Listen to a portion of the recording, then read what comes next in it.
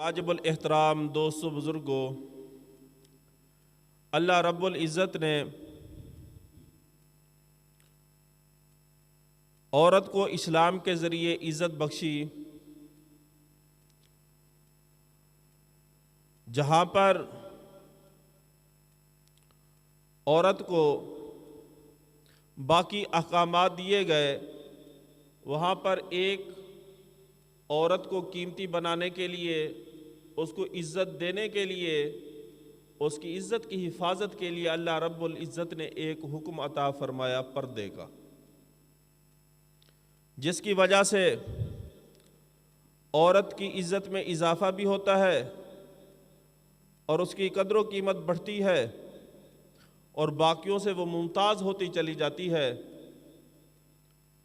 اور اللہ رب العزت پھر اس حکم پر عمل کرنے کی وجہ سے اللہ تعالیٰ اسے جنت الفردوس میں جگہ عطا فرماتے ہیں۔ دنیا کے اندر کئی مذاہب ہیں،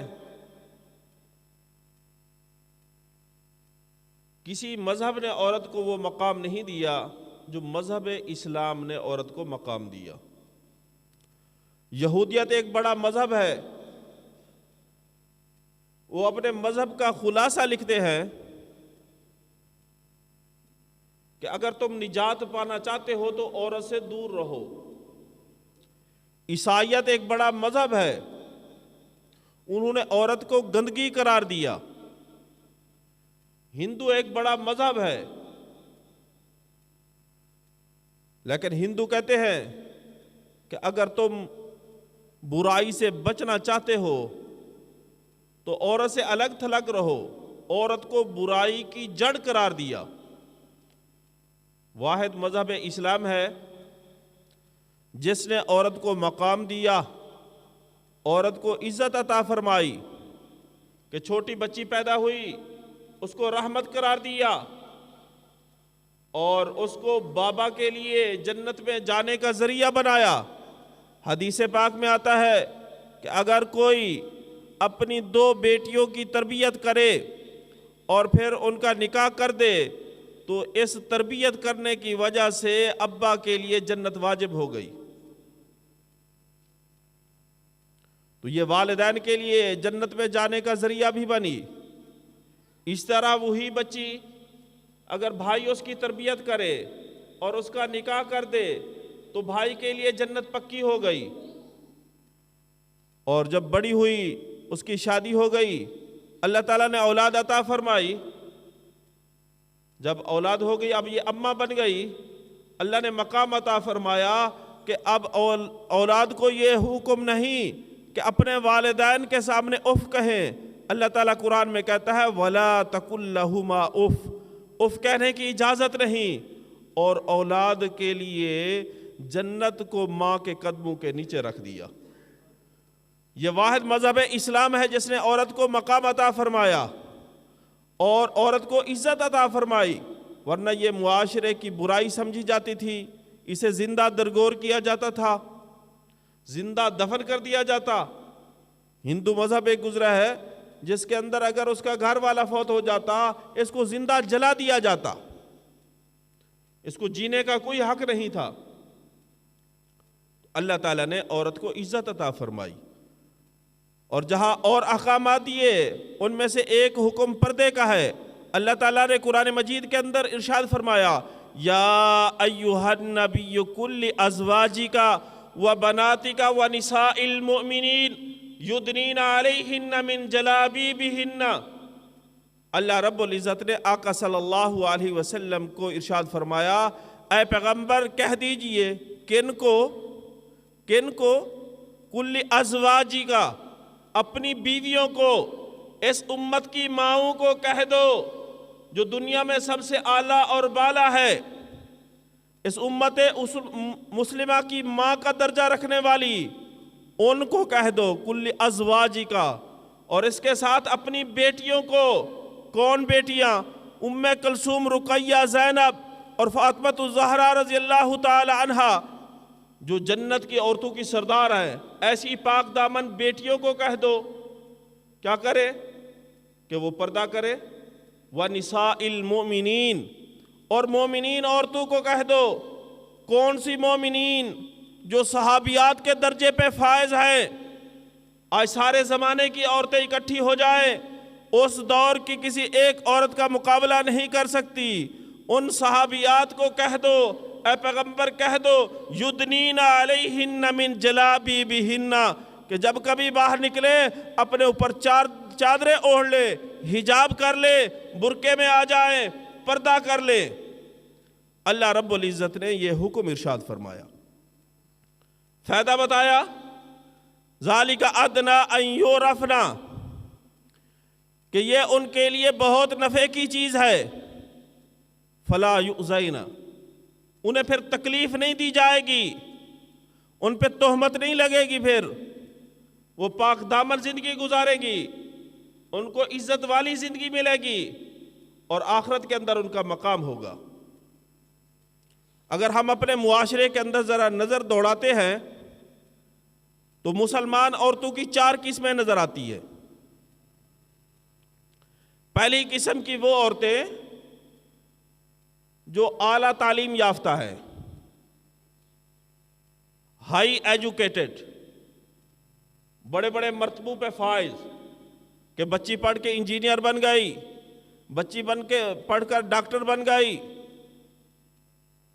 کسی بچی نے پی ایچ ڈی کر لیا، کسی بڑے مرتبے پہ پہنچ گئی، پیسہ کمانے لگی۔ اب ان کی سوچ بن گئی، کون سی سوچ بن گئی؟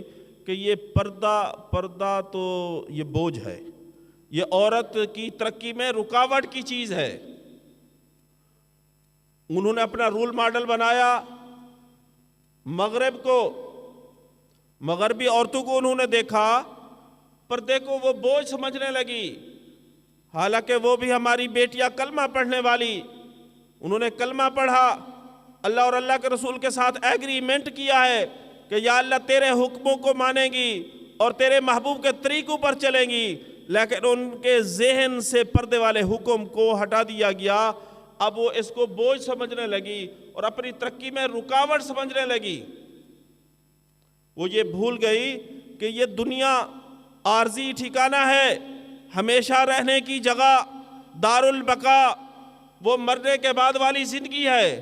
اس دنیا کو اصل سمجھ بیٹھی اور پیسے کی ہوس میں پڑ گئی اور ملازمتوں کے اندر ان چکروں میں پڑ گئی، پیسہ کمانے لگی، اور ان کے ذہن سے یہ پردے کے حکم کو یوں دور کر دیا گیا کہ وہ رول ماڈل صحابیات کو سمجھنے کی بجائے وہ مغربی تہذیب کو اپنا رول ماڈل سمجھ بیٹھی۔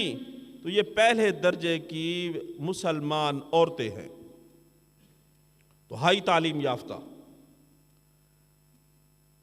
کہ پردے کو انہوں نے بوجھ سمجھا، آخرت کو بھول بیٹھی۔ دوسرے نمبر پر مسلمان وہ عورتیں جو پردہ کرنا چاہتی ہیں اور اس کو اللہ کا حکم سمجھتی ہیں، بات ان کو سمجھ آتی ہے کہ پردہ بھی اللہ کا ایک حکم ہے، اس کے اندر عورت کی عزت ہے، لیکن ان کے دلوں کے اندر معاشرے کا ڈر ہے کہ اگر میں اپنے سر پہ برقع کر لوں تو یہ ماموں روٹھ جائے گا کہ میرے بیٹوں سے تو پردہ کرتی ہے، چچا روٹھ جائے گا کہ میرے بیٹوں سے یہ پردہ کرتی ہے، اب تک تو ساتھ کھیلتی رہی۔ برادری کا ڈر، معاشرے کا ڈر، یہ اس کے دل میں بیٹھ گیا اور وہ پردہ نہ کر سکی۔ دل دماغ کے ساتھ سمجھا کہ پردہ اللہ کا حکم ہے، معاشرے کی مجبوریاں سامنے آ گئی، حالانکہ آقا صلی اللہ علیہ وسلم نے ارشاد فرمایا لا طاعت لمخلوق فی معصیت الخالق، جہاں اللہ کی نافرمانی ہو رہی ہو وہاں مخلوق کا کہنا نہیں ماننا، برادری کا کہنا نہیں ماننا، اللہ کی جہاں نافرمانی ہو وہاں پر مخلوق کا کہنا نہیں ماننا، خاوند کا نہیں کہنا ماننا، والدین کا نہیں ماننا۔ اب اس پہ لازم تھا کہ یہ پردہ کرتی، اللہ کا ڈر دل میں بیٹھتا، اللہ سے اس نے خوف نہ کھایا، اپنے برادری کے ڈر کی وجہ سے، معاشرے کے اندر کٹ جانے کے ڈر سے اس نے پردہ چھوڑ دیا کہ اب تک تو دیور میرے ساتھ بیٹھتا تھا تو اب میں اسے کیسے برقع کروں؟ دیکھا ہوا تو ہے مجھے۔ کوئی بات نہیں، دیکھا ہوا ہے تو آج موقع ہے، آج توبہ کرو، پردہ شروع کر دو۔ تو اس برادری کے ڈر کی وجہ سے اس نے پردہ چھوڑ دیا۔ اور تیسرے نمبر پر وہ عورتیں کہ انہوں نے سر پہ برقع رکھ دیا، برقع تو کر لیا لیکن برقعے کو ہی فیشن بنا لیا۔ انہیں پتہ ہے پردہ بھی کرنا ہے اور رکھ بھی لیا برقع سر پہ، لیکن اس کو فیشن بنا لیا، موتی ستاروں والے برقعے پہنے۔ پردہ تو زیب و زینت کو چھپانے کے لیے تھا نا، تو سادہ برقع ہوتا، موتی ستارے نہ ہوتے۔ تو اس نے برقع کیا، الٹا یہ اپنی طرف کشش کا سبب بن گیا۔ جیسے ایک لباس پہننے والی ہو لیکن ہو ننگی، بریک کپڑا پہنے، یہ بظاہر پردہ کرنے والی ہے لیکن ہے بے پردہ، کہ لوگ اسی کی طرف متوجہ ہو رہے ہیں۔ سخت قسم کا برقع پہنتی ہے جو ٹائٹ ہے یا پتلا ہے، یا اس کے اوپر پھول نگارے کوئی اس طرح کے موتی، اس طرح کی چیزیں بنی ہوئی ہیں چوڑی آستینوں والے، کہ لوگ اس کے پیچھے پیچھے پھرتے ہیں۔ یا پھر برقع پہن لیا اور چہرہ کھول دیا، نقاب نہ لگایا کہ چہرے کا پردہ نہیں ہے، حالانکہ چہرہ تو اصل ہے۔ اور وہ دھوکہ دیتے ہیں چونکہ نماز کے اندر منہ پہ برقع پہن کے نماز نہیں پڑھنی چاہیے، نماز کے اندر چہرے کو کھلا رکھنا چاہیے، یا احرام کی حالت میں چہرے کو کھلا رکھنا چاہیے۔ انہوں نے سمجھا چہرے کا پردہ ہی نہیں ہے، حالانکہ اصل تو چہرہ ہے، چہرے کو چھپانا ہے۔ آقا صلی اللہ علیہ وسلم کے دور کے اندر جب پردے کا حکم نازل ہوا تو صحابیات جہاں جہاں تھی انہوں نے گھر سے چادریں منگائی، ایسے بغیر چادروں کے اپنے گھر جانا گوارا نہ کیا کہ آج ہی حکم آ گیا۔ تو تیسرے نمبر پر وہ عورتیں ہیں جو پردہ کرتی ہے لیکن خود پردہ جو ہے یہ بے پردگی کی علامت بنتا چلا جا رہا ہے۔ حجاب نہیں ہے، سینے پہ اوڑھنی نہیں ہے، اوپر کوئی موتی ستارے ہیں۔ آج بازار میں جاؤ، سادہ برقع نہ ملنے کے مترادف ہے، یہ فیشن والا برقع ہر جگہ مل جاتا ہے۔ تو یہ برقع ہو گیا لیکن یہ خود بے پردگی کی علامت بن گیا، حالانکہ پردہ جو تھا یہ زینت کو چھپانے کے لیے تھا، یہ خود زینت بن گیا، خود زینت بن گیا، یا اپنا چہرہ کھول دیا۔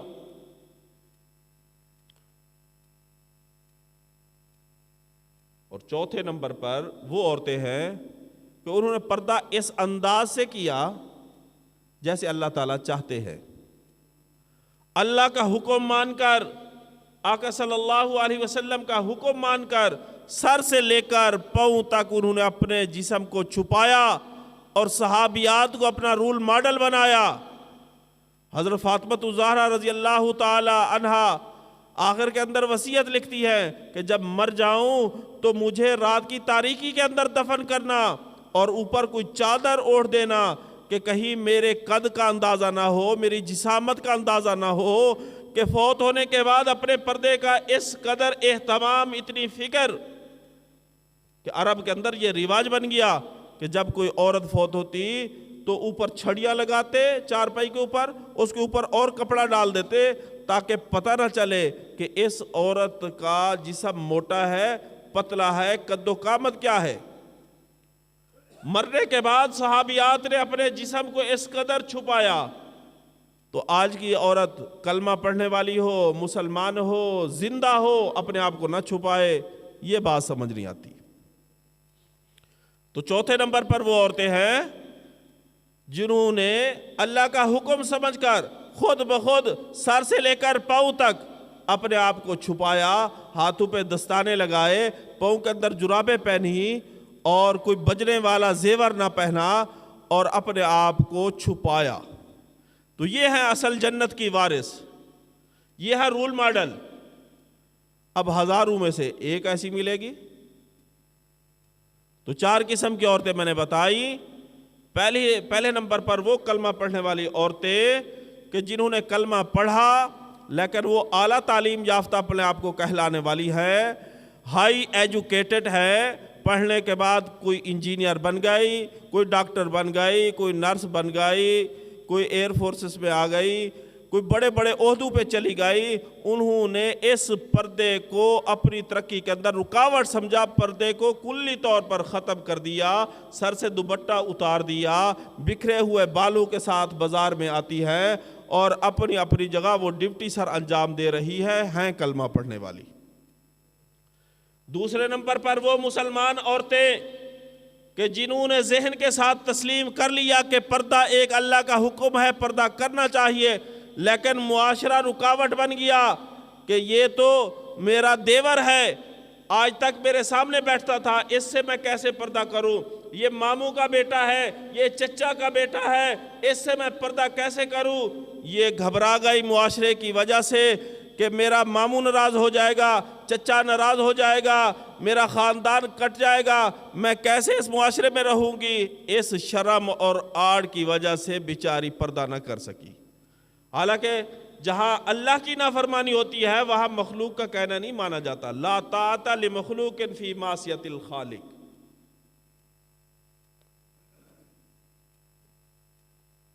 اور تیسرے نمبر پر وہ عورتیں جنہوں نے پردہ کیا لیکن پردہ جو ہے یہ زینت کو چھپانے کے لیے تھا, انہوں نے پردہ کر کے زینت کو پیدا کیا اور لڑکوں کو اپنی طرف متوجہ کرنے کا موقع دیا کہ موتیوں والے برقعے پہنے اور نئے نئے کلر کے نئے نئے ڈیزائن کے برقعے پہنے کہ نوجوان ان کے پیچھے چلنے کے لیے بھاگنے کے لیے مجبور ہو گیا. تو وہ گویا کہ برائی کی طرف دعوت دینے والی بن گئی, برقع پہن کے برائی کی طرف بلانے والی بن گئی. اور چوتھے نمبر پر وہ عورتیں ہیں جنہوں نے واقعی اللہ کا حکم سمجھ کے پردہ کیا, خود اپنے اندر تڑپ کو پیدا کیا کہ میں نے اپنے جسم کو چھپانا ہے. صحابیات کو رول ماڈل بنایا کہ جیسے صحابیات مرتے وقت یہ وصیت کیا کرتی تھی کہ میرا جنازہ رات کی تاریکی میں اٹھانا اور میرے نشیب و فریض کا پتہ نہ چل سکے, پتہ نہ چلے کہ یہ موٹی عورت تھی, پتلی تھی, بڑے قد والی تھی, چھوٹے قد والی تھی, وہ مرنے کے بعد اتنی فکر مند ہوتی تھی. تو اس نے ان کو رول ماڈل بنایا اور ساری زندگی اپنے آپ کو چھپایا, اور جس نے ساری زندگی اپنے آپ کو چھپایا تو اللہ نے عزتوں کے تاج اسی عورت کے سر پہ سجائے ہیں. آج ہم دیکھتے ہیں اس پردے کا اہتمام نہیں, اس معاشرے کے اندر دیکھتے ہیں جب ہم نے اس پردے کی اہمیت کو چھوڑا, پردے والے حکم کو چھوڑا اور بے پردگی والی زندگی گزارنے لگے اور مرد بھی خاموش ہو گئے, عورتوں نے بے پردگی والی زندگی گزارنے لگی. آج اس معاشرے کے اندر ہم دیکھتے ہیں وہی باپ اپنی بیٹی کی عزت لوٹنے والا بن گیا, وہی بھائی اپنی بہن کی عزت لوٹنے والا بن گیا, وہی بیٹا اپنی ماں کی عزت لوٹنے والا بن گیا. یہ معاشرے کے اندر خرابیاں آئی ہے اس بے پردگی کی وجہ سے. کوئی غیر نہیں, گھر کے اندر بیوی کی عزت لوٹنے والا وہی دوست جو گھر آیا جایا کرتا تھا, گھر کے اندر بیٹھ کے چائے پیتا تھا, کھانا کھاتا تھا, وہی بیوی کی عزت کو تار تار کرنے والا بن گیا. یہ معاشرے کے اندر بگاڑ بے پردگی کی وجہ سے آیا, اور وہی جو آنے جانے والے لوگ ہوتے ہیں وہی عزتیں نیلام کرتے ہیں. کسی سے ہم نے پردہ یوں اتارا کہ اس کی ڈیوٹی لگا دی, غیر محرم بچی کو کالج چھوڑنے کے لیے جا رہا ہے. کوئی گھر کے اندر کام کرنے والا ملازم رکھ لیا تو پتہ چلا وہی جو گھر میں ملازمت کرتا ہے وہی ہماری عزت کا دشمن نکلا. ہم نے اللہ کے حکم کو چھوڑا, پردے کو چھوڑا, وہی جو گھر کے اندر کام کرنے والا تھا مالی کی صورت میں, باورچی کی صورت میں, وہی ہماری عزت کا دشمن نکلا. وہی جو ہماری بیٹی کو سکول کالج لے جایا کرتا تھا, ڈرائیور تھا, وہی ہماری بیٹی کی عزت کا دشمن نکلا. وجہ کیا ہے کہ اللہ کے حکم کو ہم نے چھوڑا.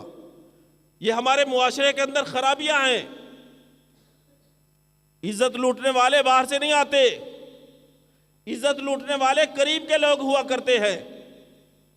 تو خدارا ہم اپنے گھروں کا محاسبہ کریں، میں بھی اپنے گھر کے اندر جھانکوں، اپنے گھر کے پردے کو دیکھوں، آپ بھی توجہ فرمائیں، مجھے بھی ضرورت ہے، آپ کو بھی ضرورت ہے۔ یہ عزت لوٹنے والے آس پاس کے لوگ ہوا کرتے ہیں، دور کے لوگ نہیں ہوتے۔ آج ہم اپنی شادیوں کا ایک جائزہ لیتے ہیں، خاندان میں شادی آ جائے تو اس میں کیا ہوتا ہے؟ اللہ کے احکامات کیسے ٹوٹتے ہیں کہ شادی ہے، کئی مہینے پہلے سے کپڑوں کا اہتمام، رنگ گورا کرنے کا اہتمام۔ جب کسی جو محرم ہیں انہوں نے تو دیکھا ہوا ہے، اب ہزاروں روپے کریموں پہ لگا کر غیر محرم کو نہ دکھائے تو پھر کریمیں لگانے کا فائدہ کیا ہے؟ جو آس پاس خاوند ہے اس نے تو دیکھا ہوا ہے، سر سے پاؤں تک دیکھا ہوا ہے۔ اب یہ اتنا اہتمام کیوں ہو رہا ہے؟ اس میں پروگرام یہی ہوتا ہے کہ باہر کے لڑکے آئیں گے، نوجوان آئیں گے، برادریاں اکٹھی ہوں گی، دیکھنا ہوگا، پھر اس کے نقصانات ہمارے سامنے ہیں۔ ہمارا معاشرہ تباہ ہو چکا۔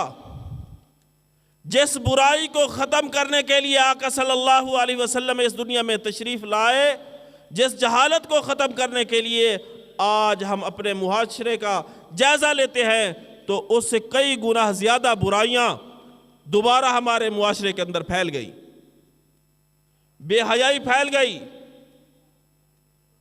تو آج انڈیا کے اندر ایک لڑکی نے حجاب کی بات کی ہے، ٹیپو سلطان کے شہر سے تعلق رکھنے والی بچی نے حجاب کی بات کی ہے۔ اللہ تعالیٰ نے پوری دنیا کے اندر عزت عطا فرمائی اور ایک میسج دیا کہ حجاب کتنا قیمتی ہے۔ حجاب کی وجہ سے اللہ تعالیٰ نے عورت کو عزت بخشی ہے، اسے شان عطا کی ہے۔ دنیا کے اندر جو قیمتی چیز ہوتی ہے اسے چھپایا جاتا ہے۔ اللہ تعالیٰ اگر کسی کو مال دے، کسی کو سونا دے، اس کو کتنے بکسوں کے اندر وہ چھپا کے رکھتا ہے، تبھی اس کی حفاظت ہوتی ہے۔ اگر ایسے گھروں کے اندر ہر جگہ پہ وہ اپنے زیور پھینکے، پیسوں کو پھینکے، پھر کہاں حفاظت ہو سکتی ہے؟ تو یہ سونا چاندی پیسے یہ ہزاروں نہیں اربوں ڈالر ہوں، ایک بچی کی عزت کا مقابلہ نہیں کر سکتے۔ اللہ تعالیٰ نے ایک بچی کی عزت اتنی قیمتی بنائی ہے کہ اربوں خربوں ڈالر ایک بچی کی عزت کا مقابلہ نہیں کر سکتے۔ اتنی قیمتی چیز، وہ بیٹی ہو، بہن ہو، وہ بیوی ہو، وہ ہمارے گھروں کے اندر ہے اور ہم اسے موٹر سائیکل پہ بھیج رہے ہیں، ہم بغیر پردے کے باہر نکال رہے ہیں، چار دیواری سے باہر نکالتے ہیں۔ تو اگر گندے ٹکے 4 پیسے باہر گلی کے اندر رکھ دیا جائے وہ کوئی نہیں چھوڑتا، تو جب اتنی قیمتی چیز وہ موٹر سائیکل پہ غیر محرم کے ساتھ سفر کر رہی ہے، بازار کے اندر جا رہی ہے، کیا آپ کا خیال ہے کہ وہ باحفاظت واپس آئے گی؟ اس پہ حملے ہوں گے۔ اگر آج ہم دولت کی حفاظت کرنے کے لیے اپنی دولت کو بینک کے اندر رکھتے ہیں، زیورات کو ڈبی کے اندر بند کر کے بکسے کے اندر رکھ کے بکسے کو تالا لگا کر کمرے کو لاک کرتے ہیں، تو کیا پڑ گئی کہ ان ٹکوں کی حفاظت کرتے ہیں جو ان سے قیمتی عورت کی عزت تھی، اس کو ہم نے ایسے بازاروں کے اندر بھیج دیا۔ تو آئیے ذرا سوچئے اور اس میسج کو عام کیجئے کہ پردے سے ہی عورت کی عزت بنتی ہے اور دنیا بھی بنتی ہے، آخرت بھی بنتی ہے۔ اگر یہ آج عورت 4 دیواری کے اندر محدود ہو جائے، مرد باہر کے کام سنبھالے، جیسے آقا صلی اللہ علیہ وسلم نے ہمیں حکم دیا باہر کے کام کاج مرد سنبھالے، عورت 4 دیواری کے اندر رہے، بچوں کی تربیت میں لگے۔ یہ بہت بڑا کام ہے کہ اپنی بچوں کی تربیت کرے۔ جب عورت باہر جائے گی یہ محاذ خالی ہوگا، یہ باہر جائے گی ہمارے گھر پہ بھی حملہ ہوگا۔ صبح سے شام تک مرد کمانے کے لیے باہر جائے اور صبح سے شام تک جیسے مرغی اپنے بچوں کا خیال رکھتی ہے، یہ چھپر بن کر اپنے بچوں کا خیال رکھے، ایک ایک سیکنڈ ایک ایک لمحے کا پتہ ہو، تو گھر کے اندر بیٹیوں کی بھی عزت محفوظ ہوگی، اس گھر والی کی بھی عزت محفوظ ہوگی، اللہ بھی راضی ہوگا، اللہ کا رسول بھی راضی ہوگا۔ اللہ تعالیٰ سے دعا ہے اللہ تعالیٰ مجھے آپ کو پردے کی اہمیت سمجھنے کی توفیق عطا فرمائے اور اس معاشرے کے اندر پردے والے حکم کو فروغ دینے کی توفیق عطا فرمائے۔ وآخر دعوانا ان الحمدللہ رب العالمین۔